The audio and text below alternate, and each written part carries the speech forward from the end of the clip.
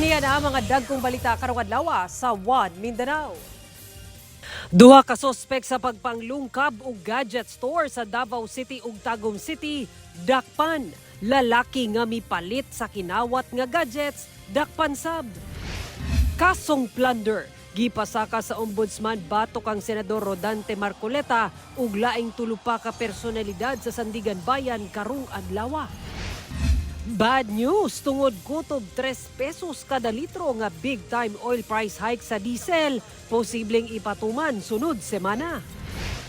Ug sa RTV Presents, ang epekto sa mga bata sa pagdula og violent mobile gaming apps atong tukion.